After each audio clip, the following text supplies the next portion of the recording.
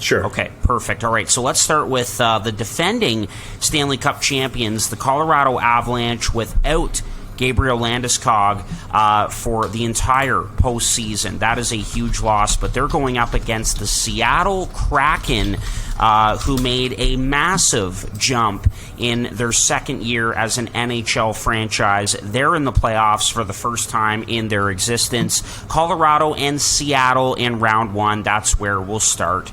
Case. Yeah, I'm going to take Colorado in this series. I think there's just way too much experience. They were here last year, even without Landeskog. I think that's going to hurt them a little later in the playoffs, but this first round, they should be able to manage the inexperienced Seattle Kraken. I think they kind of, every single matchup, they win, like offense, defense, and goaltending. So I'm going to take Colorado here, but I think that Seattle puts in a pretty good effort and takes them to game 6. 6 games, okay, Colorado. I'm taking Colorado in 5 games. You guys know that I'm a big Kraken fan throughout this season. You know, I was pumping their tires all season long, saying, you know, if they just got some average goaltending, they'd be a playoff team. Well, here we are. They made the playoffs, but I mean, let's face it, guys. They're playing the defending Stanley Cup champions.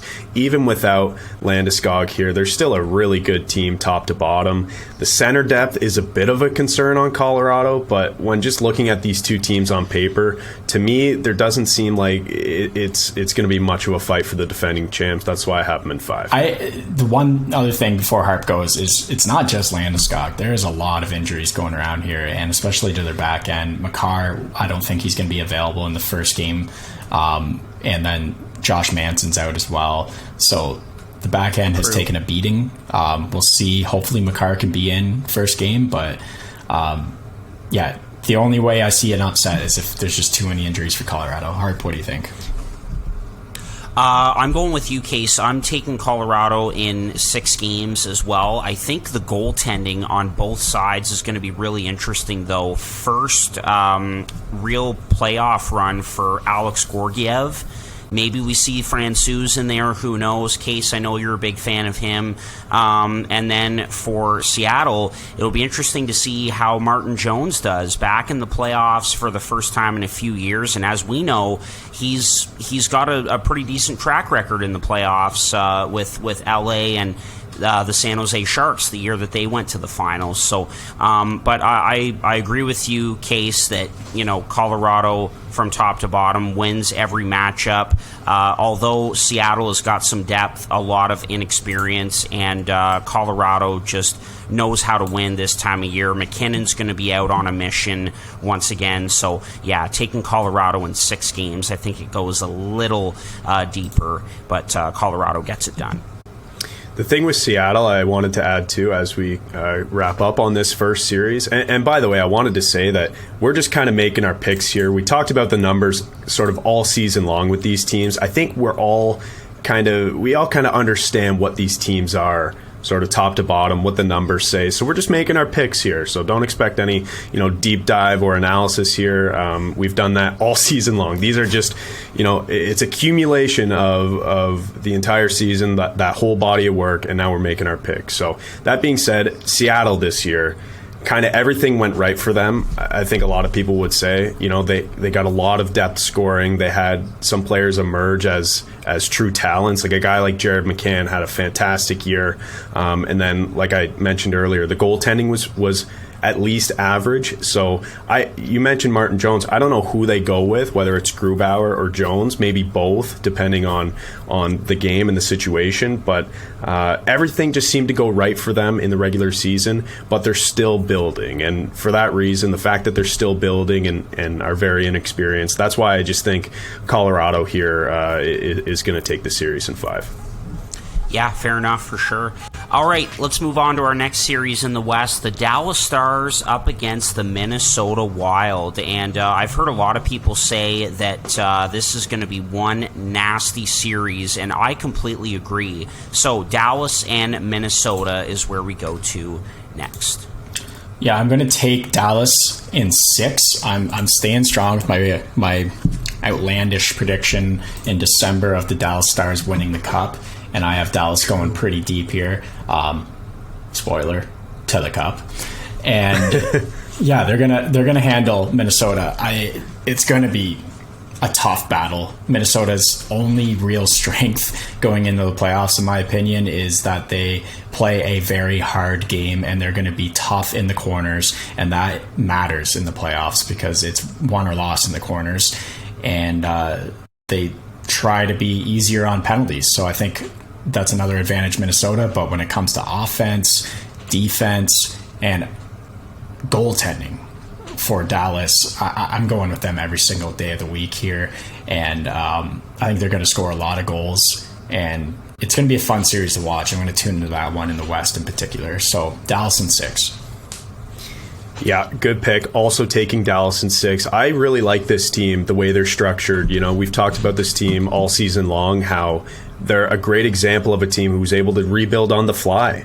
Like that one draft where it was 2017 where they got Heiskanen, Ottinger, and J-Rob. Was that 2017 or 18? 17. 27. Yeah. Yeah, so that one draft turned it all around, and here they are. Like, they've been in this position before, a team that is poised to make a deep run, and I think that's exactly what we have here in this Dallas team. They're better than I think they have been in the past. I think they're maybe a better team than the team that went to the finals just a couple years ago. So, yeah, Dallas in 6 games. It's going to be a tight, heavy series, I think. Minnesota isn't a bad team at all, but I think, Case, just like you said, when you look at offense, defense, and goaltending, I have to give the slight edge in each of those 3 categories to Dallas, and that's why I'm taking them in 6 games. I'll go one game further because it's going to be a tight, heavy series. I think Minnesota is really going to give them a hard time, but I'm going with the Dallas Stars as well. But in 7 games, I think it goes the distance. I think Minnesota gives them everything they've got. But I ultimately think that Dallas takes this. Peter DeBoer, I think he's a big factor too behind the bench. He's got a pretty good playoff track record as well. Took San Jose to the finals the one year and did pretty well when he was the coach of the Devils as well. So I'm looking at Dallas. I think they're coming in to the postseason this time with a brand new coach.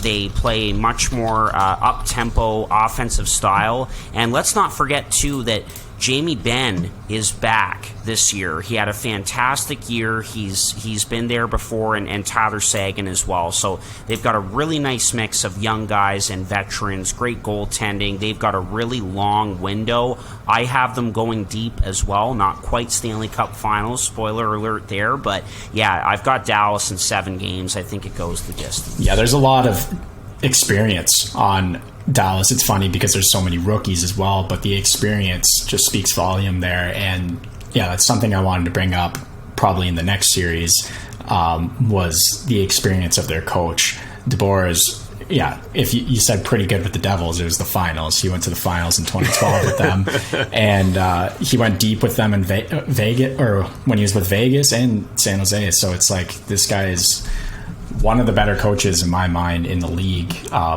The only guy that I'd fear playing against more is John Cooper. So, that coaching experience really does matter. Yeah, and Harp, while you mentioned the goaltending as well, in Minnesota, Philip Gustafsson has had a really good season, and of course there's Marc-Andre Fleury backing him up as well, and depending on how the games go, we could see both of them in this series because they're both very capable. But when you look at the other side and you see Jake Ottinger, think about the playoffs that he had just last season. Dallas wouldn't even be, the same team without Jake Ottinger, and he's been that good this season as well. So that, to me, is a massive X factor, just having a younger goaltender who has proven that he's already one of the top guys in the league, hungry to get his first sort of playoff, taste and victory. That, to me, just screams a team that can go far. So Ottinger, I think, is the X factor for Dallas. Oh, for sure. Ottinger is excellent. And we saw him in the playoffs last year, whereas on the other side of things, you have a guy new to the playoffs in Gustafsson, and you have Marc-Andre Fleury, where every single year we see him get in a goalie toss-up, and we don't know who's going to play. They play Lehner, they play Matt Murray. It's just, I don't know, there's something going on there. Yeah, it's got to be mental. It seems like every time he's the starter in the playoffs, except for, I think, that first cup win with Pittsburgh, someone else has taken over, right? So it's one of those things. It could be mental. They're both capable guys on that Minnesota team, but, I mean, it's just less of a question mark in Dallas, where Ottinger is clearly the number one and clearly a hell of a goalie, too. All right, next matchup in the West that we're going to take a look at in the first round, and it features two teams that missed the Stanley Cup playoffs last year, and that is the Vegas Golden Knights, who are back in it, and the Winnipeg Jets, who really fell off the last couple of months of the season and just got in by the skin of their teeth. But nonetheless, they're in up against the Vegas Golden Knights in round one, facing their old goaltender, Laurent Brossoit, who's going to start in game one for Vegas. So thoughts on this series? The series is interesting to me because you have two teams with a bone to pick.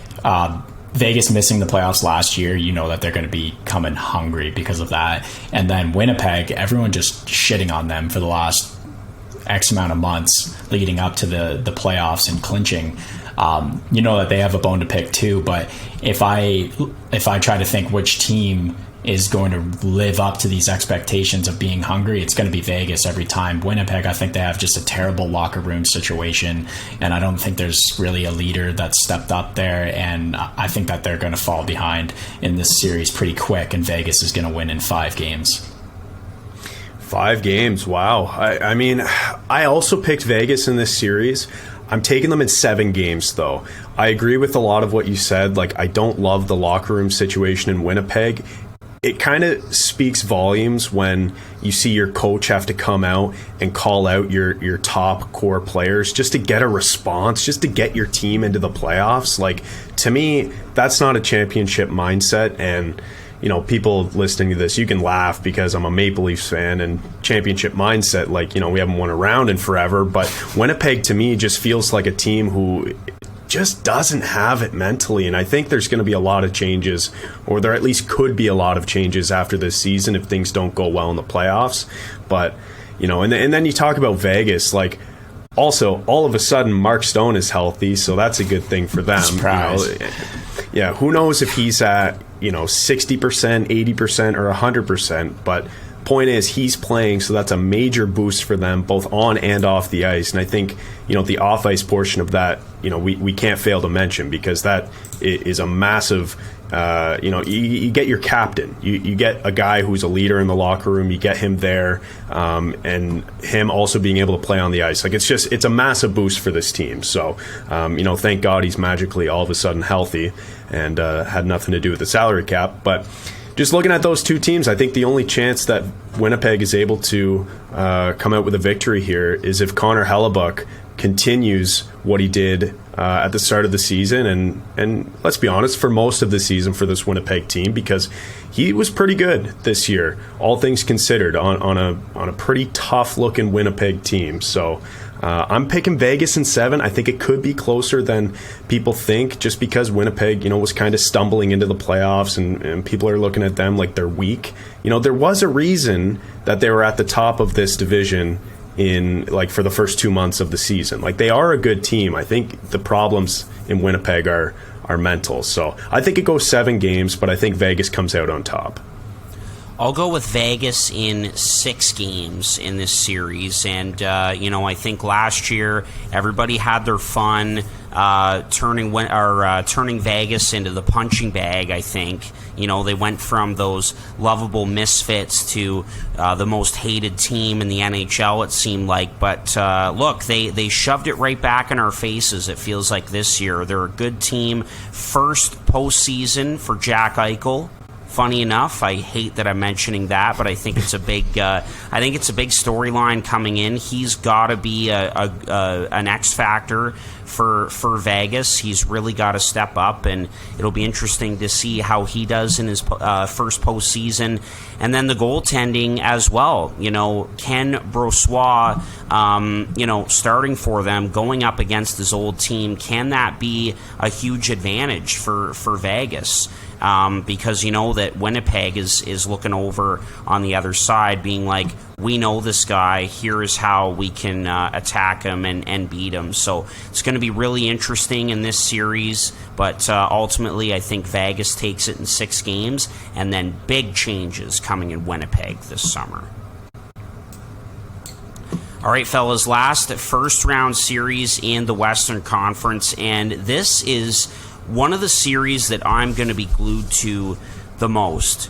Unfortunately, the games start so late during the week at 10 o'clock or 10:30 each game, but for the second year in a row, we get the LA Kings and the Edmonton Oilers, and these two teams do not like each other. It went 7 games last year, an incredible series, and this one's going to be really good as well. So LA and Edmonton to wrap up round 1 of the West.